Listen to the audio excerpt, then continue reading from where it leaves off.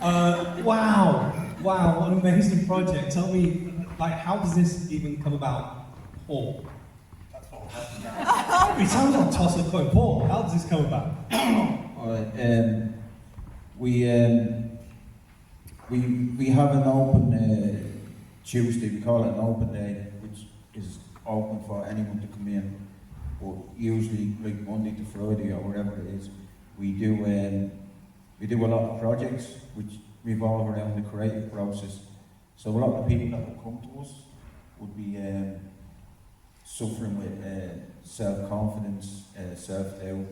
A lot of them couldn't bring their eyes up from the ground when they were talking to you.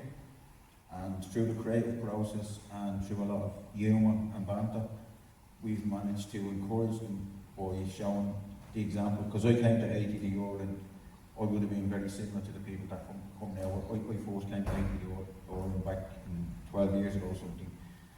So when people come in, they see through us being open and not being afraid to express ourselves. They think, oh, we can take a risk here.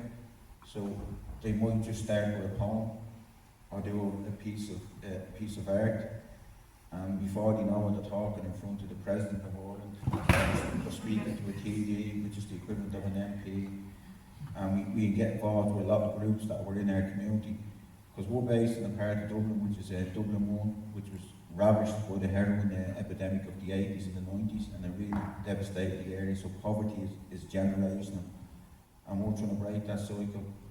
And a lot of the people that come to us are going to college, they're going to work, they're well able to speak for themselves. As I said, they've spoken to the UN, they've spoken to Parliament in Brussels, they've spoken to Dáil, they've addressed the President. So there's so much that comes out of it. And the best thing about it for me, because a lot of people think I work for the government, I don't know why, because we're an NGO, but is to see the light come on people's eyes. Do you know, when they actually come alive and they come, as one of our participants said, he says, I came here and I discovered myself. You know, I mean, he was very shy, he was always kind of sitting off in the corner and he wouldn't participate. And slowly but surely, when he seen that we were taking the media out of ourselves, he realised, oh, well, it's safe. You know, these people aren't afraid to have humour and to be expressive, but was always within the creative process. So we come up with several books. We've 2 examples there. One was written during the lockdown, which was everyone was in isolation, so we done it online. And then when the lockdown just about ended, we printed the book, and it's in black and white, and it's more dark because it's of the mindset of the time of the lockdown, because so many people were in isolation. And when we come out of isolation, we says, hang on, we've achieved so much. We've come from places where we are told we're no good, we're never going to achieve that in school, we were to sit at the back of the class or sit outside the door or outside the room, whatever it was. And now these people are taking front and centre roles, they're actually giving advice to the ministers are asking them for their opinion. We've also linked up with an awful lot of higher education institutions in Ireland, like, so a lot of the big colleges, and they have asked us to go in and speak to their master's students on social care and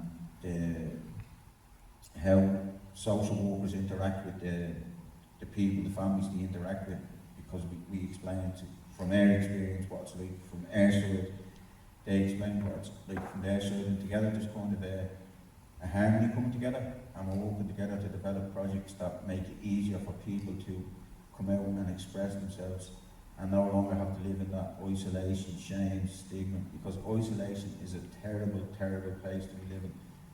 I personally can't think of anything worse than it, because it's just sitting at home, doing nothing, not engaging with anyone. And now we have a group that are full of life, full of humour, and just want to participate. There's like, I'll do that role, I'll volunteer, whereas beforehand we couldn't get them to engage. And then we had someone that was with us for 2 years that never spoke. And it was only through doing we done a project with Rodney Doyle, I don't know if you ever heard of him, the writer, we done a project with him. And it was through that project we are writing reenacting drama, so we had a group of characters, and that person I didn't speak for 2 years, they wrote a piece of material, and when they read it, the whole room just went boom, and we realised they're here, so that allowed us to work with them, and we use an awful lot of banter. We do tend to be very You've been so nice to me so far. well, when you come to the project, no, we tend to take the meat out of ourselves, so people can see that it's okay to be relaxed and wherever, and to feel comfortable.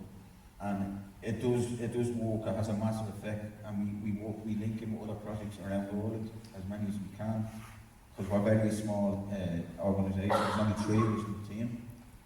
A lot of people who think that we've like 50 or 60 people working in the team. It's not. It's 3 of us and our volunteers.